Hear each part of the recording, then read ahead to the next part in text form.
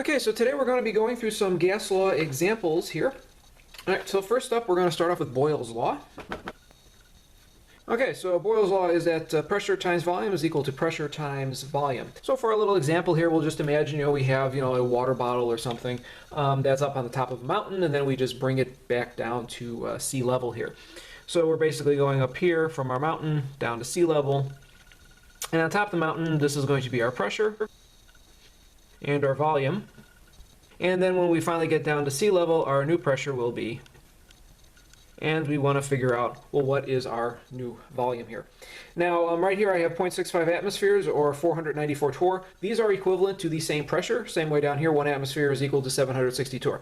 So basically, I'm just putting these in, two different pressure units. There's other ones, but, these are just the two we're doing for this example here. All right, so then basically, it's essentially just a plug and chug. So here's P1, V1, and this will equal P2 times V2. So if we use the atmosphere values, this is 0.65 atmospheres times 2 liters. It's equal to 1 atmosphere times our new volume, which is going to be 1.3 liters. Now equivalently, we could just try this using the torr, and we get exactly the same answer, unsurprisingly. So when you're dealing with Boyle's law, as long as you're using the same pressure units and the same volume units on both sides, it doesn't matter which units you're using, as long as you are consistent. So this is really the thing for any of these pressure relation laws, is that as long as you're sticking with the same pressure and volume units on both sides of the equation, it's fine. And since really these are basically all just ratios, it really doesn't matter which units you actually use. Now for temperature, we always have to stick with Kelvin, as we'll see in a minute, but the pressure and volume, as long as you're the same, this could be PSI, as long as it's the same thing on both sides, it could be pascals, whatever. My volume, I could list this in terms of gallons or pints or cubic meters or whatever, and it would still work out to be exactly the same. As long as, your pressure and your volume have the same units on both sides, you're fine. All right, next up we have here Edmonton's law. Okay, so this is P1 over T1 is equal to P2 over T2. And again, all my temperatures when you're dealing with these always have to be in Kelvin. And really for the entire gas law stuff, always your temperatures have to be in Kelvin. So here's our little example. So we're going to take our bicycle, we're going to fill up our tires at 80 psi at 25 degrees Celsius, so basically inside your apartment. And then you go outside for biking in a winter day, and then you want to find out, well, what is the pressure in your bicycle tires going to be at minus 20 degrees Celsius. So that's going to be, a little bit below 0 Fahrenheit. One other little thing that we were mentioning, remember when I mentioned about, the pressure gauges, that these are all referenced relative to atmospheric pressure, and really it's not the actual pressure that's inside the tire. Whenever I'm giving examples or questions on exams or whatever, and I'm talking here about 80 psi, I mean the total pressure. I'm not going to start confusing you with gauge pressure versus real pressure, because that's just an added layer of complexity. So whenever I give here the pressure, that's just the pressure you're supposed to plug into the equation. Don't start thinking that you have to start adding an atmosphere extra onto there to compute it. So basically right here, if this is the pressure I give you, that's the pressure you use. Don't make it more complicated than it needs to be. In real life, you may need to just think about that, so I just warned you about it. But for our purposes, here's the pressure. You just plug it right in and be done with it. So the first thing we need to do, of course, we have here our temperatures. And like I said, all temperatures need to be in Kelvin. So we will convert these two temperatures here. Okay, so here is our two temperatures and, of course, our pressure. And we want to find out what our new pressure is. So here's our equation. There are our values. And again, just plug and chug. So we just have to take this and multiply by my 253. And we get here that my P2 is equal to 68 psi. Now, of course, when we're dealing with this Edmonton law, we're assuming that the volume is constant. And, of course, if you have your bicycle tires, they're fairly constant volume when you have them because of the rigidity of the tire there. So again, this is just assuming that your volume is constant. And if no volume is given in the equation, no volume is given in the problem, we're not asking for it, then you can basically just ignore that. And also here for the Boyle's law, we're basically assuming that the temperature is constant from our low pressure to our high pressure situation, which could happen if you were going from someone's house to somebody else's house. The pressure could be constant in the two houses, even though the pressure varies dramatically. All right, next up we have here Charles' law. So this is your volume over temperature is equal to your volume over your temperature. So here we're going to look at a balloon. So we're starting with a balloon, which is at 1.0 liters, and this is again at your 25 degrees Celsius. What temperature will change the volume to 0.7 liters? So again, we have here our 25 degrees Celsius, so we need, of course, to convert that into Kelvin. And actually, we just saw this. It's the exact same temperature, 25, so it's just going to be our 298 again here. So again, plug and chug. Here's my initial volume, my initial temperature. Again, 25 Celsius, exactly what we just calculated there. Here's my final volume, and then we just have to find my final temperature. So we just go through here, calculate our final temperature, and this part, just make sure you know how to do this. A lot of students sometimes just goof this up. It should be relatively simple, but when they're entering things in their calculator, they goof it up. So essentially, it's going to be your 0.70 times 298.15 divided by 1 is equal to T2. So just do your cross multiplying or whatever. So just don't screw those up. It's not supposed to be hard. So of course our temperature is going to be given in Kelvin here. So we just want to convert this back into degrees Celsius. So we're just going to subtract off the 273.15 from here. And we get, again, just basically going to the same number of sig figs here. So this is going to give our T2 temperature as minus 64 degrees Celsius in that case. All right, over next one, we'll be looking at the combined gas law. So this is the one where we have our pressure times volume over temperature is equal to pressure times volume over temperature. And really, that's what you get just by multiplying all three of those things together. All right, so what we're going to be doing is basically taking a weather balloon here. So we're going to be having our weather balloon here on the bottom, and this is going to have an initial pressure of 1 atmosphere. Our initial volume is going to be 5 cubic meters. And our initial temperature is going to be my 25 degrees Celsius. And again, always convert into Kelvin.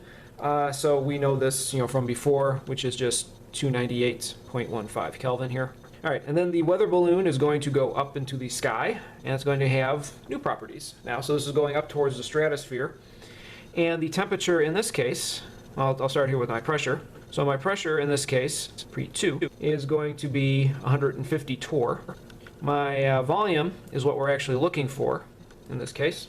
And the temperature up there is going to be a negative 70 degrees Celsius. A few things. First up, well, again, we have to just make sure we convert our temperature here to Kelvin. So let's just add my 273.15 to that. So this will work out to be, well, obviously just 203. All right, the other thing here is that notice I have my pressure here in atmospheres, this pressure here in torrs.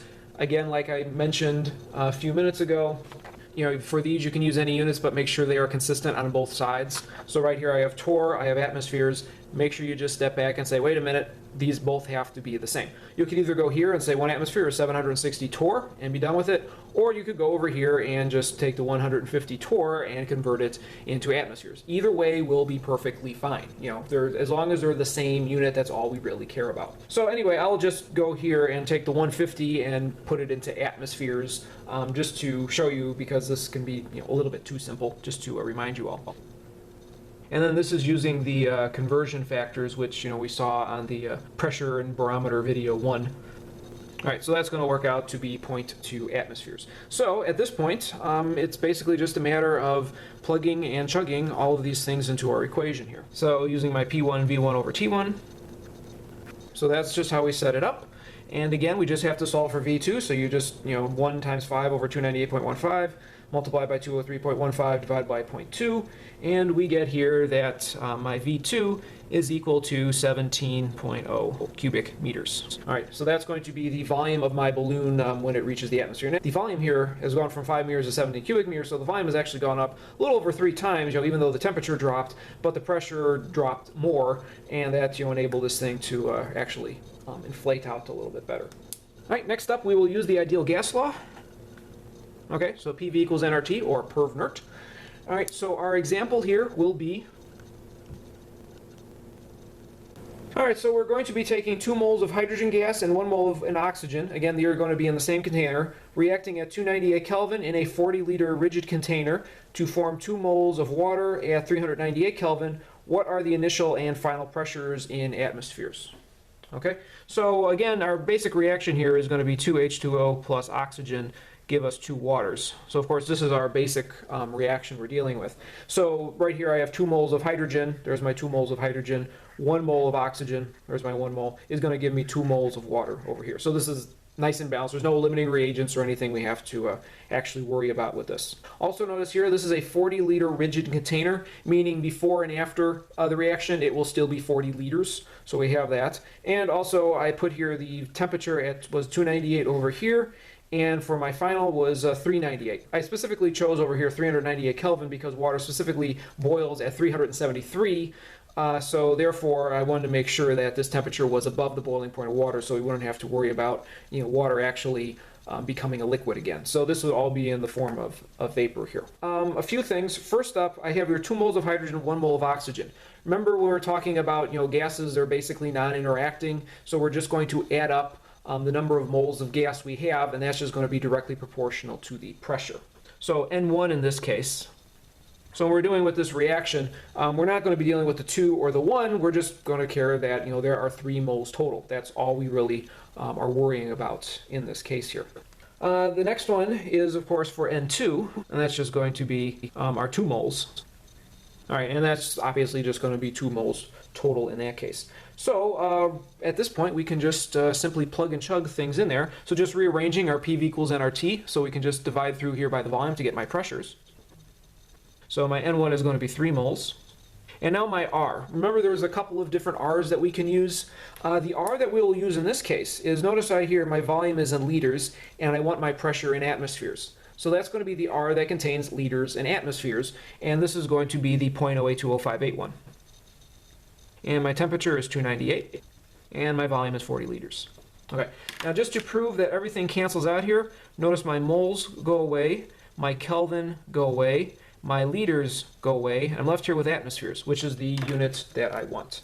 So you simply go through, plug this into your calculator, and we wind up with 1.83 atmospheres. And then for P2, we follow the exact same procedure, except we'll just change here the number of moles and my temperature. So now N2 is 2 moles, same R that we had up there. And now my temperature is 398 Kelvin. And like I said, 40-liter rigid container, so my volume is exactly the same. And again, these are exactly the same, so all my numbers should cancel out. And what I get here in this case is 1.63 atmospheres. So that's my final pressure. There was my initial pressure. All right, one more thing that I want to just talk about is, we've used the PV equals nRT, and we've also seen, how many liters per mole of gas that we've had. We can also use that equation to basically figure out, well, how many molecules of the gas per cubic centimeter are actually floating around. And it can give us a better idea what the number densities of these gases actually are. So if you remember from what we did in class there, so at my standard temperature and pressure, so that's going to be 273 Kelvin and 1 atmosphere, we calculate over here the volume per mole in this case was going to be RT over P. That's again just rearranging the ideal gas law equation. And we saw that this was, and of course everything that canceled out here, my atmospheres went away, my kelvins went away, and I was just left here with liters per mole. And of course when we worked that out, that was 22.414 liters per mole. We've seen that before. That's the very famous 22.414 liters per mole, which is equivalent to about 3 basketballs worth. Now what we're going to do here is actually just flip this around. So instead of V over N, I'm just going to take the reciprocal of that, and we're going to now get N over V. So this is saying, again, this is going to be at STP.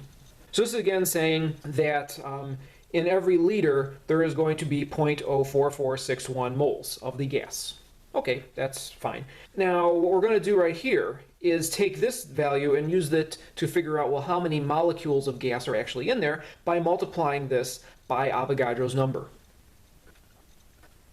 So this is going to work out to be 2.687 times 10 to the 22nd molecules per liter. And again, if you're not used to thinking in terms of per liter, we can actually very easily just convert this into molecules per cubic centimeter. It might be a little easier to kind of grasp on.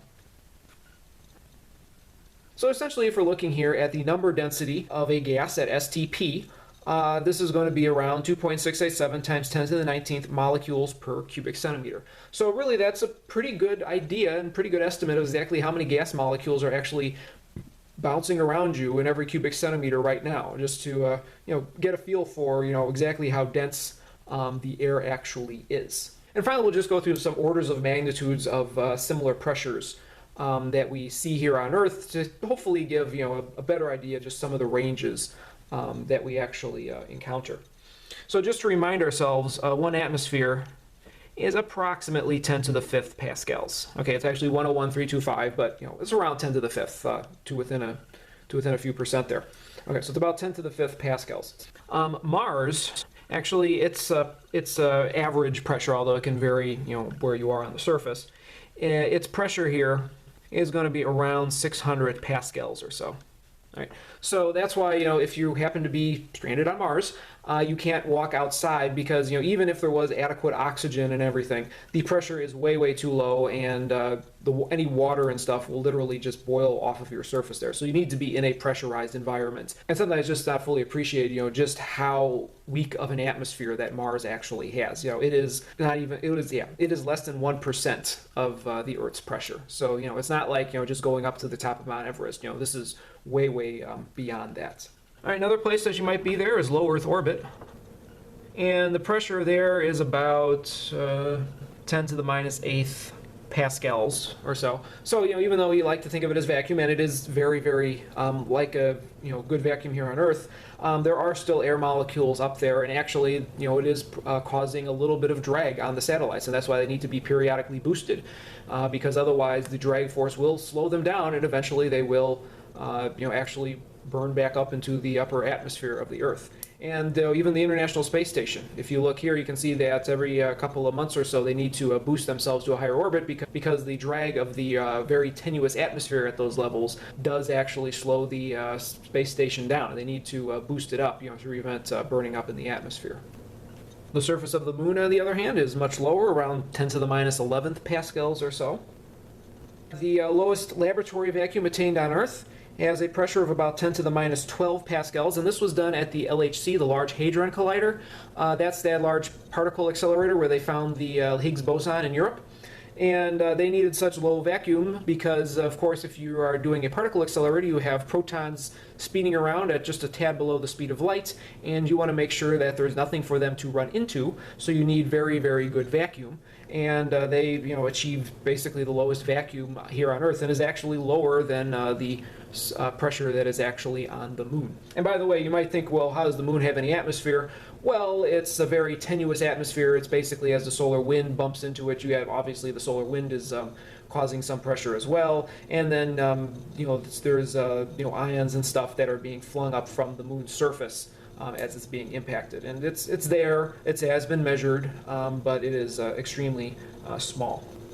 All right, so interstellar space. So if you're going between the stars and the galaxy, the pressure is going to be around 10 to the minus 15th pascals.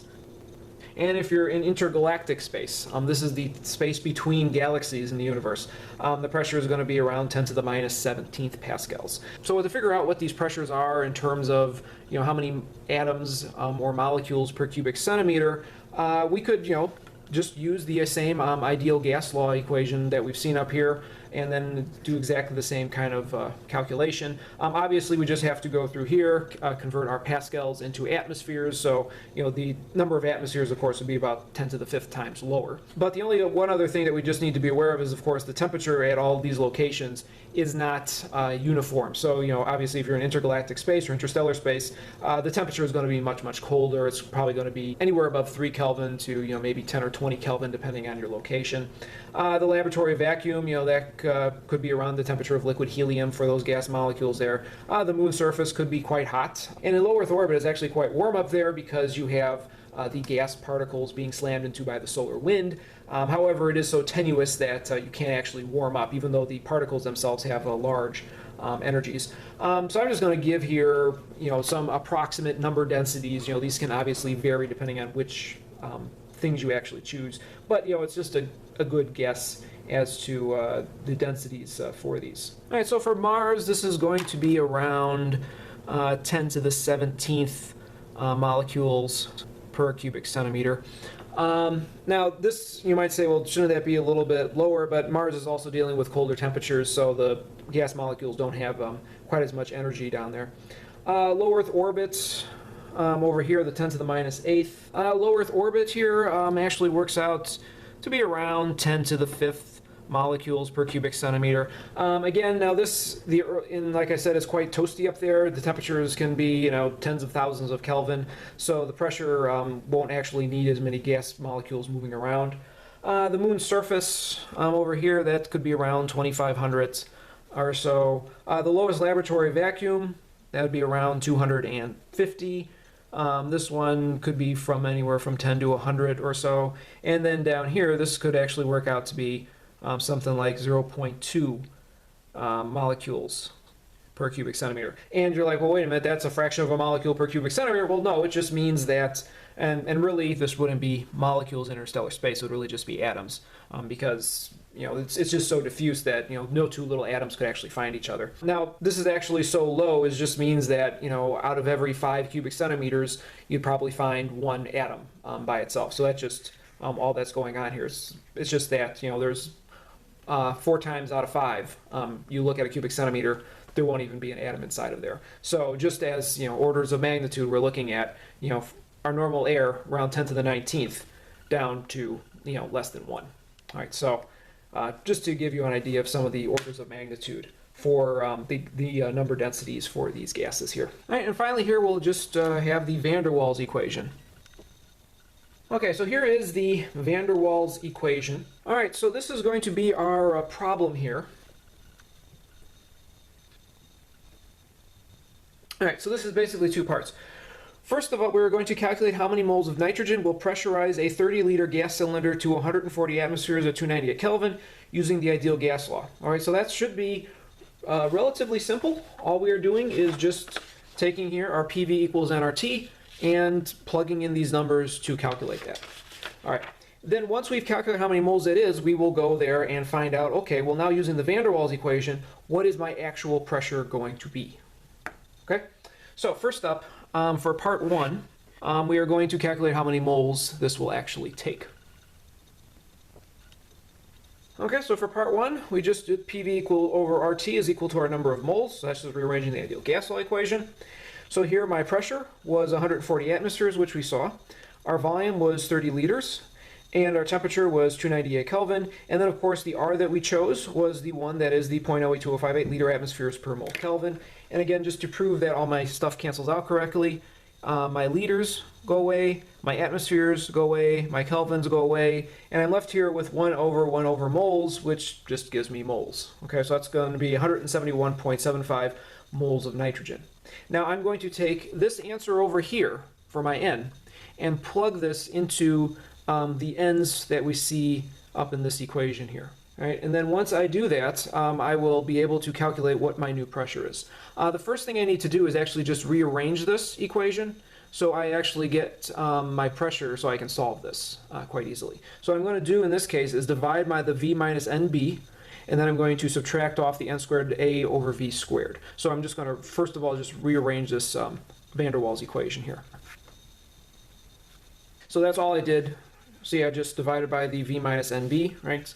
And then once I had that, that would just be P plus N squared A over V squared. And then I just went down here and I just subtracted that off so I get my P. So that's just rearranging the van der Waals equation to make our lives a little bit simpler to solve this. So the other thing we, of course, need are what are my A and my B constants. So these you can just look up from the table.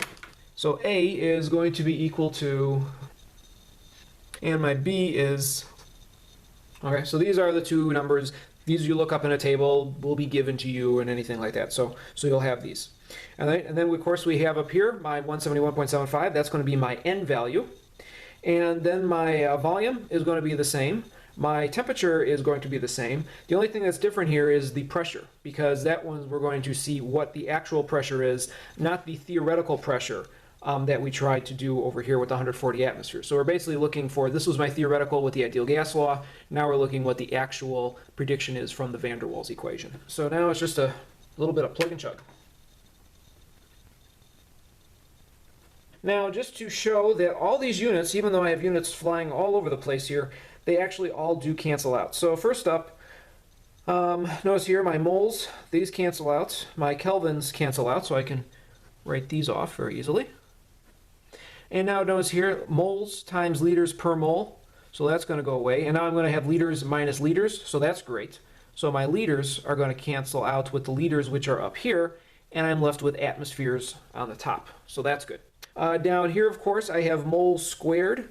This cancels out with these moles squared. And of course, this is, notice the location of the parentheses. So it's going to be 171.75 squared moles squared, right? So this 171.75 is also squared as well. Same thing down here. The 30 squared is also going to be squared. So that's going to be like 900 liters squared. And then, of course, down here we have liters squared. So that goes away. And you're, again, just left with atmospheres. So that means my final pressure is going to be in atmospheres. So you run through all of this, and just a good calculator exercise. But the pressure is going to be, so this 180.37, that's the result of this calculation over here. The negative 45.56 is a result of this calculation over here. And that means that, when you subtract these two things out, you get 135 atmospheres. And that's, close. We're still 5 atmospheres different than our ideal prediction. But, at least this is still coming in the ballpark. And usually that's what's going to happen is when you do these calculations that you're going to be fairly close to your ideal. But, of course, it can definitely vary a little bit. All right, and let's just look at, what does each of these numbers actually mean here? So this one is sort of due to the non-zero volume of nitrogen. So that, in other words, if you were just to calculate what the pressure is based upon the non-zero volume of the nitrogen that it has, you would get about 180.37.